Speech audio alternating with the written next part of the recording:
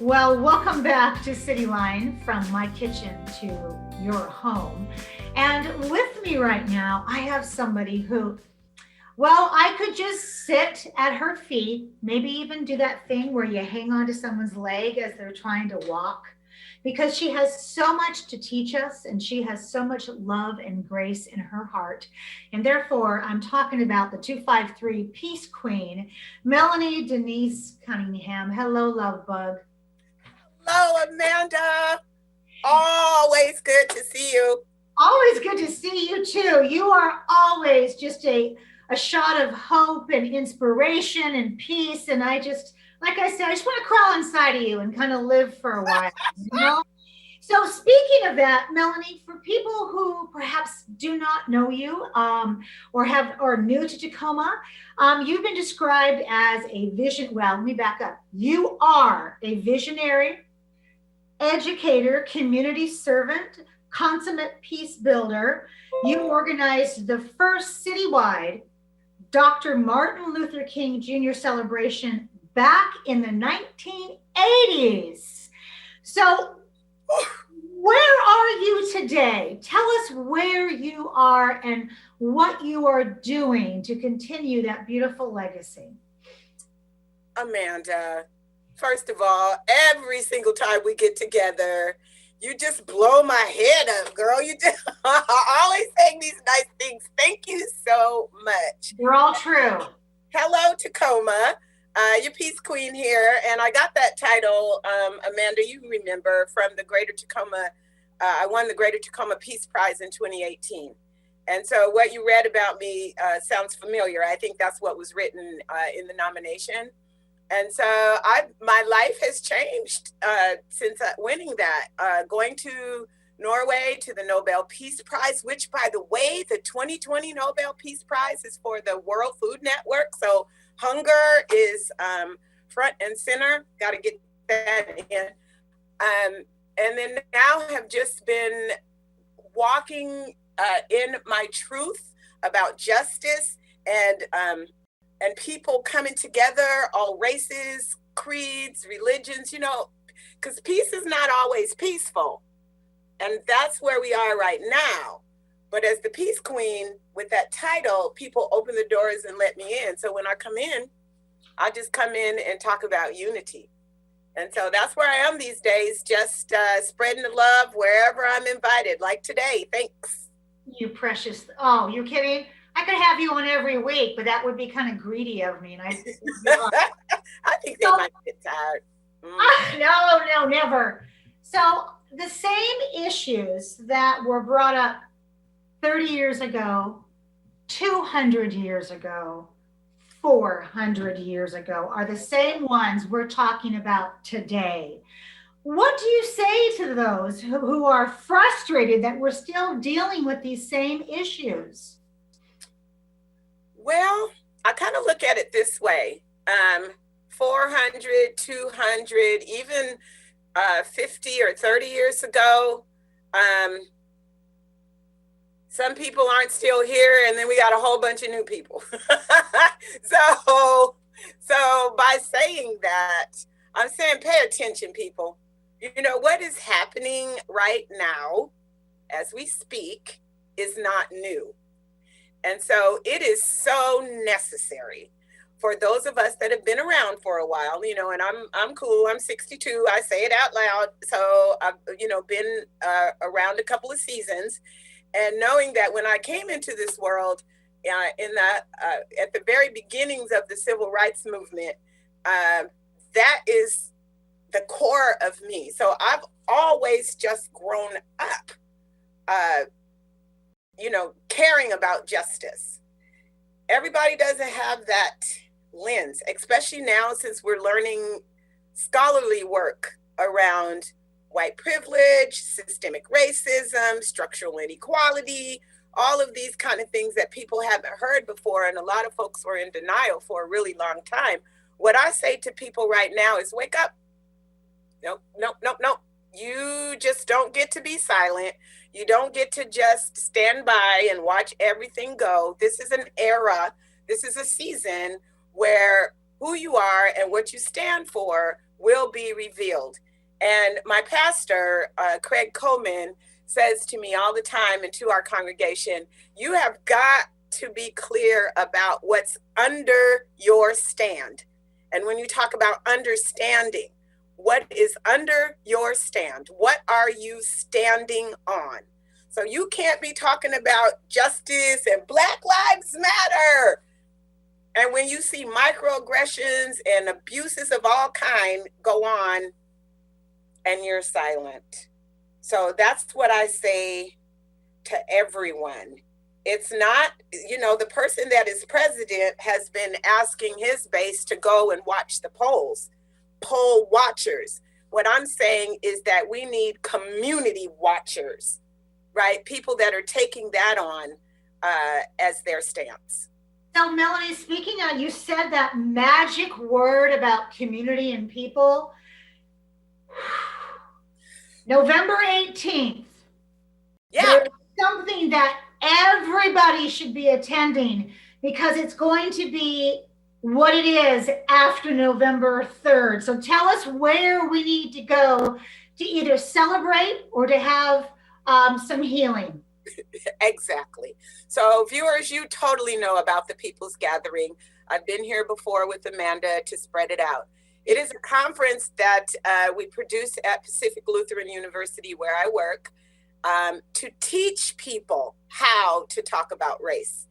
And we founded it in 2016 as a way, to jump in there and really be part of the solution, never really realizing that we were gearing up for such a time as this.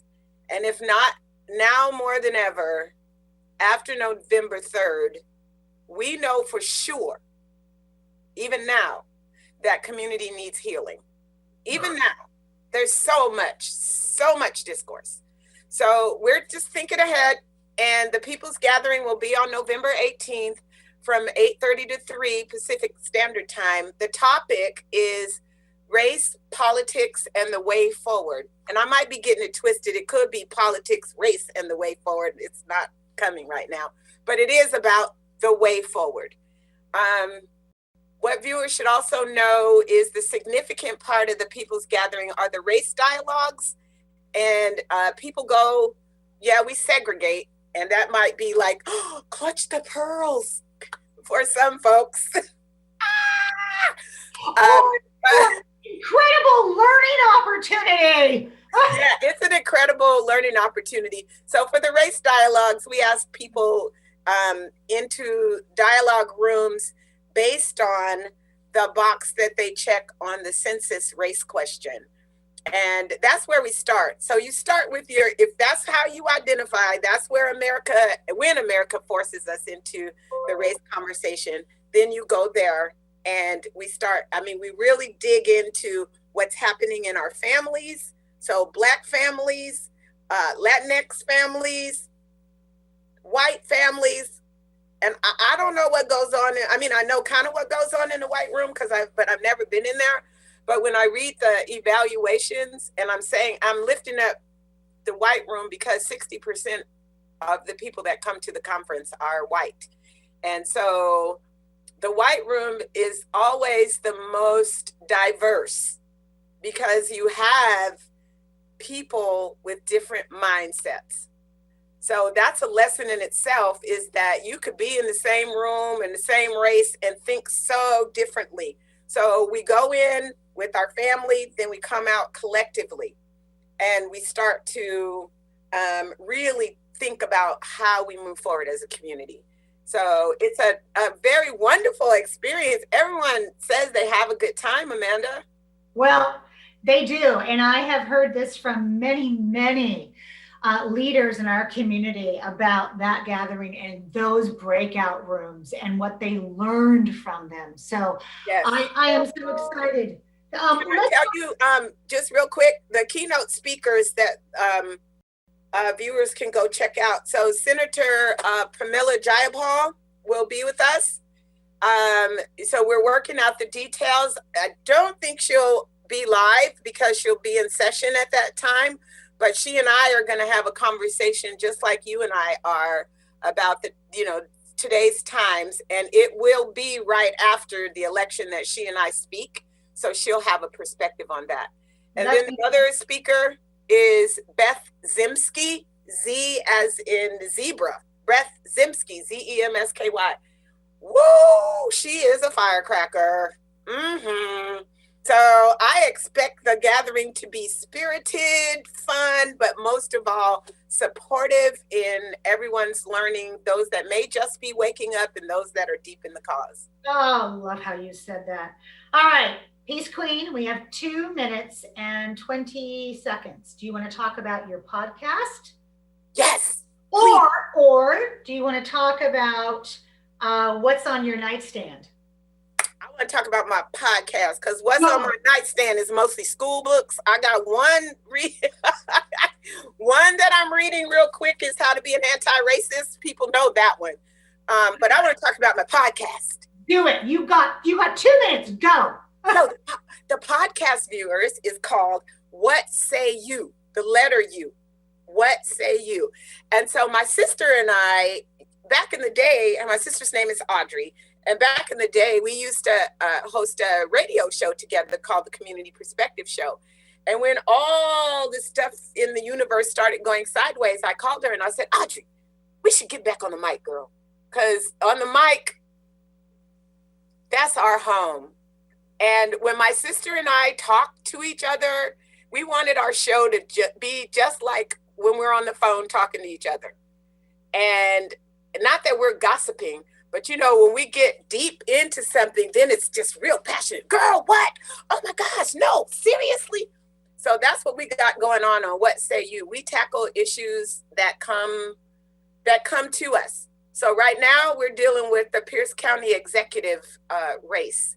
And viewers, you should really pay attention to that. Please go check it out. You should pay attention. Our current Pierce County executive that is asking for your vote sent out a tweet not too long ago that was very questionable. And in my mind, and I'm just going to say it out loud, I felt it was unprofessional to take an HR matter and put it into the general public as he did. So the person that he harmed with that tweet, we invited them on the show to actually just have their perspective. And that's Carol Kalia Mitchell. And so I invite you all to tune in to that because it's very right now. It's very urgent because the ballots come in the mail this week. So, or even tomorrow or the next day, but this week. So we need you to know. And what we do on our podcast, we just keep it real. My sister and I, although we vote Democrat most of the time, but you'll hear us say, we don't just give political parties our 100. That's no, because people are in different political parties for reasons that some we may not know. So that all brush is not what we do. We deal with souls. We deal with individuals. And we try to bring, peace and comfort and another perspective to the community. So I just invite, and we did invite, that's the thing that really saddens my heart is that when you try to, politics gets in the way of a lot of stuff because all we wanted to do is provide a balanced perspective. So we invited the current county exec to talk to us, and we've been absolutely ignored. Yet the challenger, Larry Sequist, was very willing to come on our podcast. And the question that we proposed to both of them, are you anti-racist?